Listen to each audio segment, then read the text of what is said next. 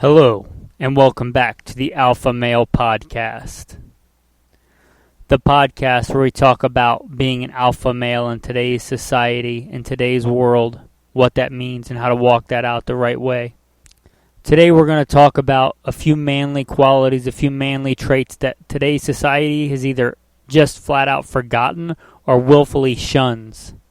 But just because society doesn't value them or pop culture doesn't value them, doesn't mean that you shouldn't have them, that you should not embrace them. You should not apologize for being a strong, dominant alpha male with all its qualities. As always, I am your host, Michael Melito. First and foremost, I am a Christian. I make no apologies for that. God is first and foremost in my life, and all that I do in this podcast is no different, and I don't apologize for it. Before I get into the bio, just let you know, today's going to be a bit of a throwback because it's already almost 3 o'clock in the morning. I'm working 6 out of the 7 days this week, some of them 12-hour grave shifts. But, alpha males don't make excuses. Alpha males get stuff done. My computer's not working, so I'm going old school on this one and recording it straight to the phone. I am using the microphone, but straight on the phone and then uploading it to the internet for you guys. So if you could like, subscribe, and comment, that would greatly be appreciated and would help others see the podcast. That being said, there really will be no editing today. It'll just be me talking into the microphone, maybe pausing here and there. I'm going to do a little abbreviated portion of the bio. As I said, first and foremost, a Christian. Military veteran, been to war, a veteran of both the United States Marine Corps and the Army. I've worked all kinds of assignments. I've also served in law enforcement as a police officer, worked LAPD, done quite a bit of hunting all over this beautiful country and competition shooting.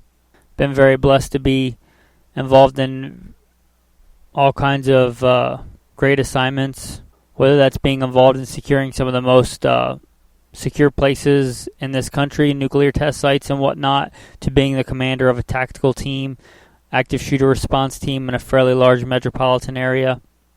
I take no credit for any of that or for making it through all that safely.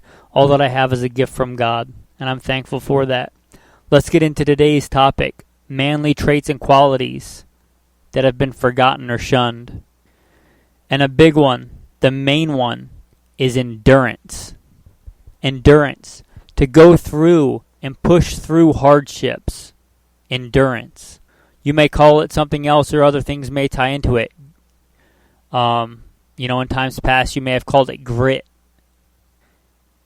You may have said somebody was tough or been tough. But they have endurance. They push through hard times. That is a manly quality. That is an alpha male quality. To push through and persevere through hard times. You may refer to it as being rugged, a rugged man, a rugged individual. Don't apologize for that. Don't apologize for being a strong, dominant, rugged man. Those are good manly qualities, whatever generation you live in. The truth doesn't change. No matter how much society tries to change the truth is immutable. Truth doesn't change based on political winds or doctrines or pop culture. There was a time not too long ago where we admired men of grit, men of ruggedness, men who pushed through and persevered through hard times.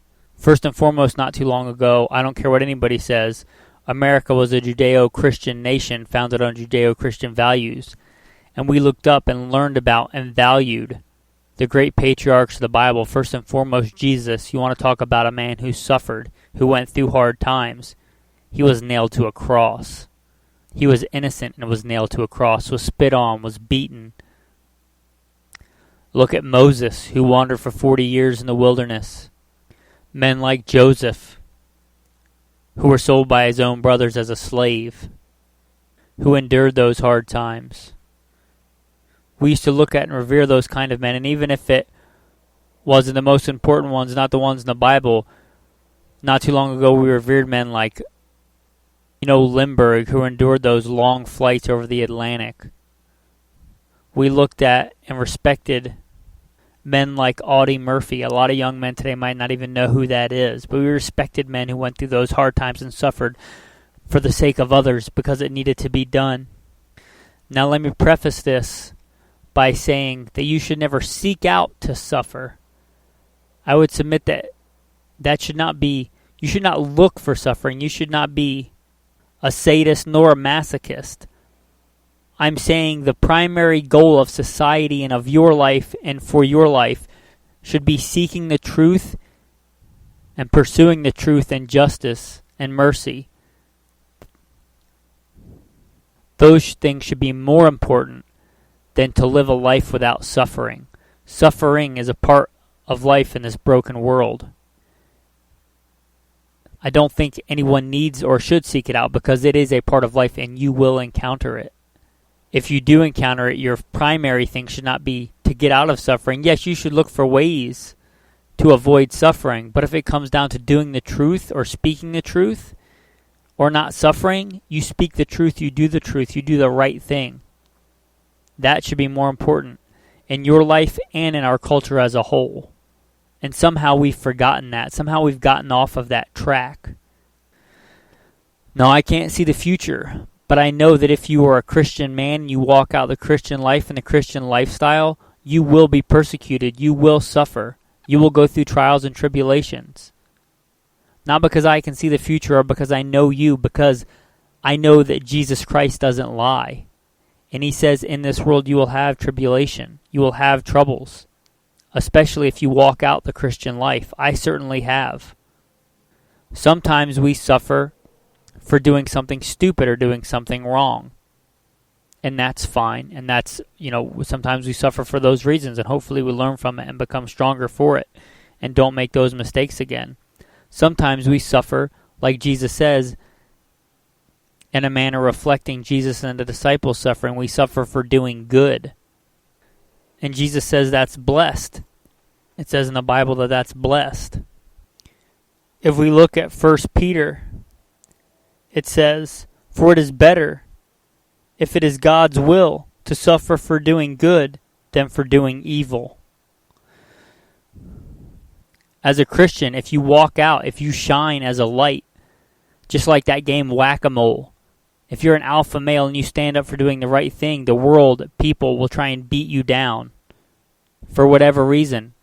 In this world, you will have trials and tribulations. I have certainly suffered for being a Christian and for walking out the Christian life. Very little suffering compared to some people around the world. There are people every day, Christians every day, being martyred and put to death for their faith. And I have certainly not suffered unto death yet. But I have lost jobs for the sake of the gospel. I have lost relationships with very dear, very close family members for the sake of the gospel. I don't seek out the suffering, but it's less important than doing the right thing, speaking the truth, and doing God's will. That's more important. So how did we get here as a culture, as a society, where it seems like one of the primary goals, even superseding truth, is to try and give people a life without suffering, without persecution, without trials, without going through and getting perseverance and grit and endurance? How did we get here? I would surmise that there were earlier generations who went through some hard suffering, things like the Great Depression, things like World War I and the Spanish flu, World War II, horrible, horrible things. And they wanted to give their children a better life, which was all well and good. But somewhere along the way they compromise and forsake truth to get out of suffering. And I would surmise that, I would submit to you, reason with me, that the primary goal for your life or for your children's life should not be to live free from suffering, but to do the right thing and to speak the truth and to walk with God. Is it not written, "Blessed is he who endures"? Endurance makes perseverance, both manly, strong qualities. Look at, we talked about people that society revered not too long ago and who most kids revere and want to be like today. It used to be an insult to call somebody spoiled or a brat or a spoiled brat. It used to be something you didn't want to be, like a kid with a silver spoon. But it seems like today that's what people aspire to.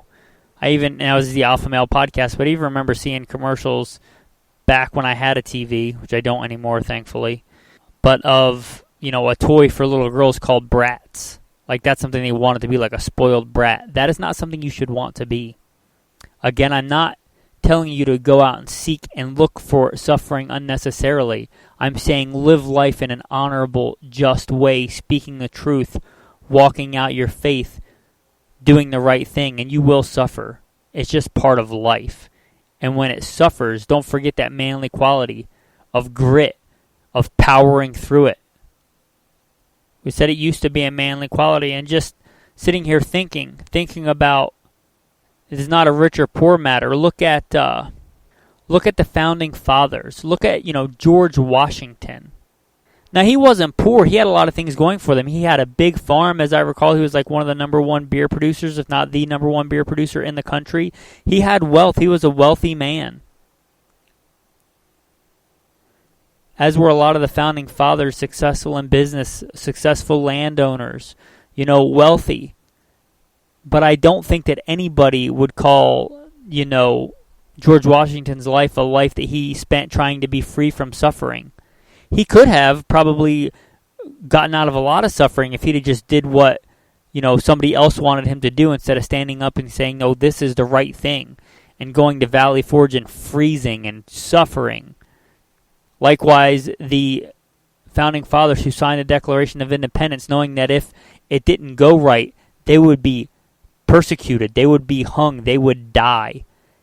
And they were willing to suffer. Many of them lost what they had. They lost their wealth. They lost everything. And they didn't seek the suffering for the sake of suffering. They did the right thing. They pursued the truth, and suffering came. But something more glorious came out of it. Oh, have we forgotten so much? Look at Jesus. Jesus himself says, I did not come to be served, but to serve, and to give my life as a ransom for many. Jesus didn't seek the suffering.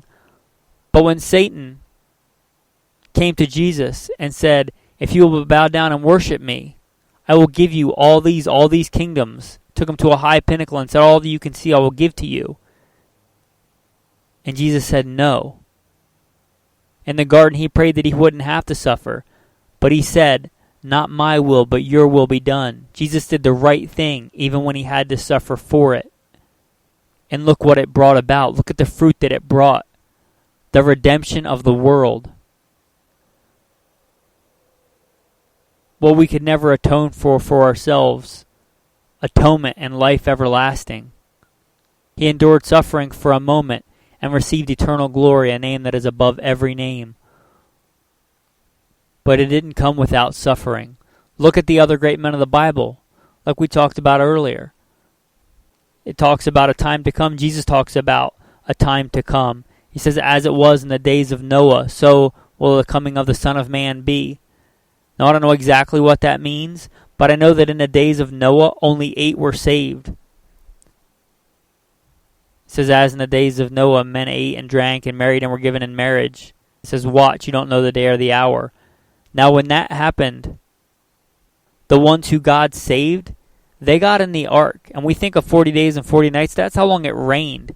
It was far longer that they were stuck in that ark, tossed about in the storm. I'm sure that was not an easy time.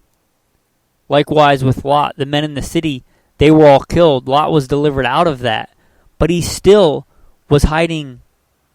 He still had to flee. He was still what we would call a pilgrim or a refugee.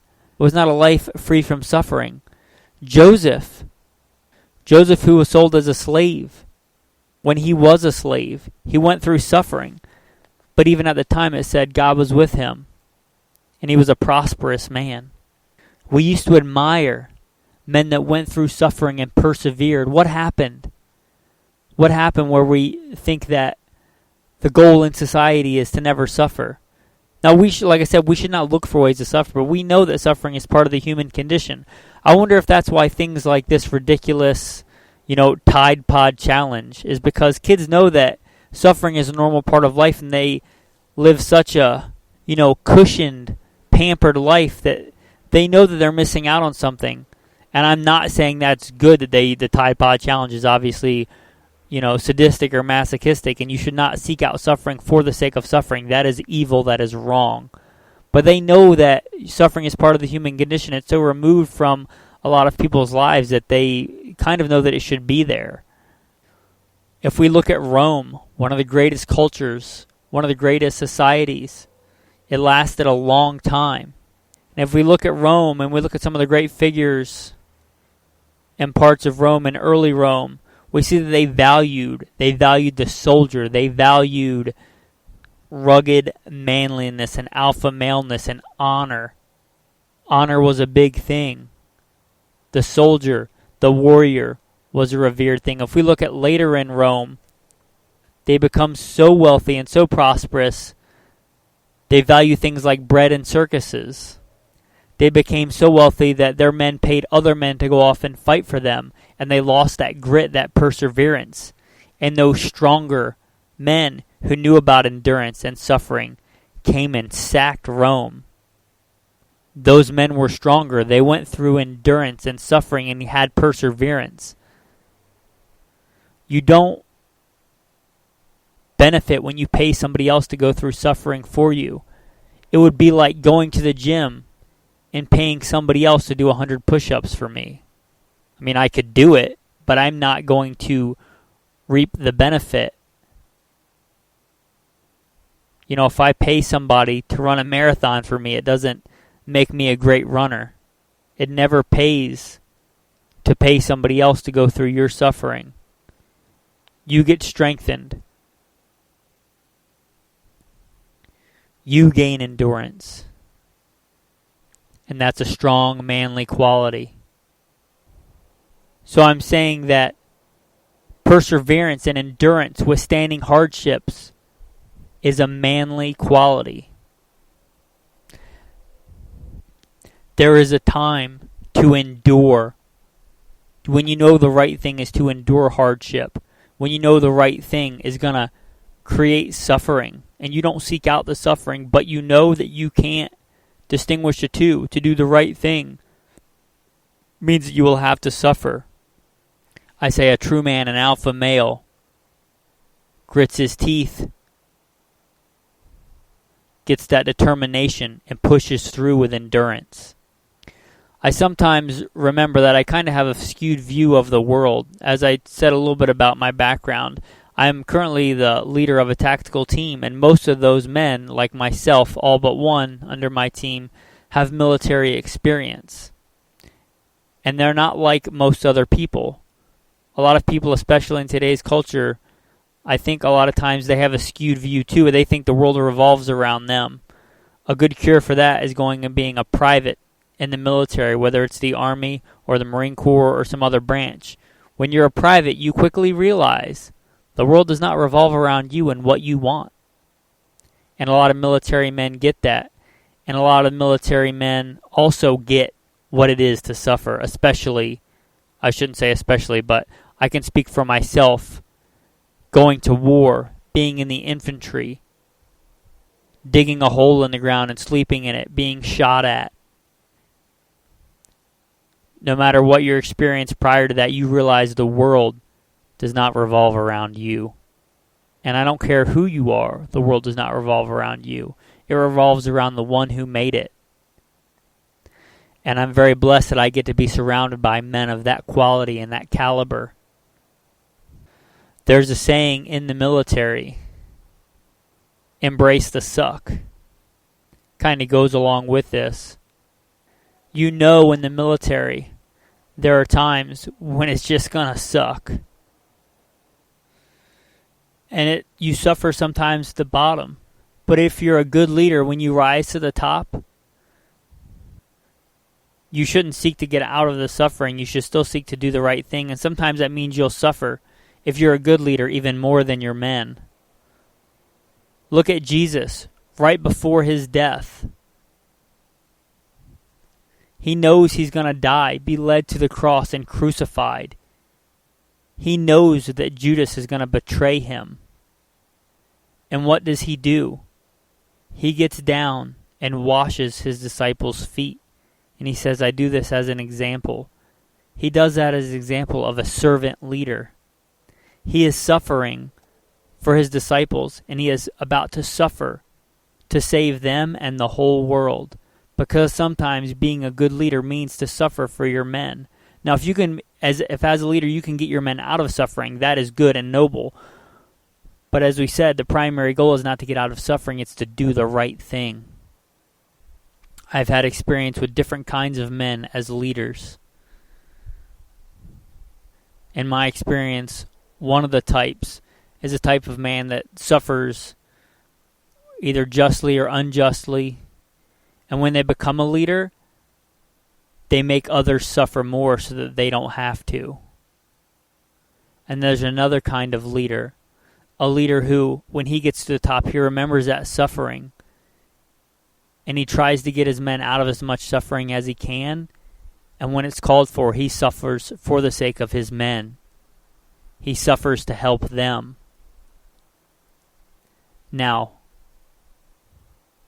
I hope that I don't have to tell you which one of them is an alpha male. Now, there used to be a saying, take it like a man. Does that even mean anything to this perverse culture that we live in? Take it like a man. That means to endure suffering, to take it like a man. Now, we talked about earlier, the military is good about knowing, especially the lower enlisted are good about knowing of going through suffering. They're not so good at the second part of taking it like a man and doing it without complaining. The Bible says, do all things without complaining. If you've ever been around a group of military men going through suffering, you'll know that more than likely they complain. They complain a lot. But I'm calling you to be even better and even stronger and take it like a man, endure suffering. If there's something you can do to get out of it or rectify it, do it for yourself and do it for your men. But if you have to suffer, take it like a man. Endure suffering. Take it like the ultimate man. Take it like Jesus Christ. For he who knew no sin became sin for us, that we might become the righteousness of God in him. He endured suffering to the point of death, even death on a cross, whom after he endured suffering, received glory and honor, and rightly so, a name that is above every name. I'll leave you with a few choice verses. Hebrews 2. But we do see Jesus, who was made lower than the angels for a little while, but now crowned with glory and honor, because he suffered death, so that by the grace of God he might taste death for everyone. And also 1 Peter chapter 5. And the God of all grace, who called you to his eternal glory in Christ, after you have suffered a little while, will himself restore you and make you strong, firm, and steadfast.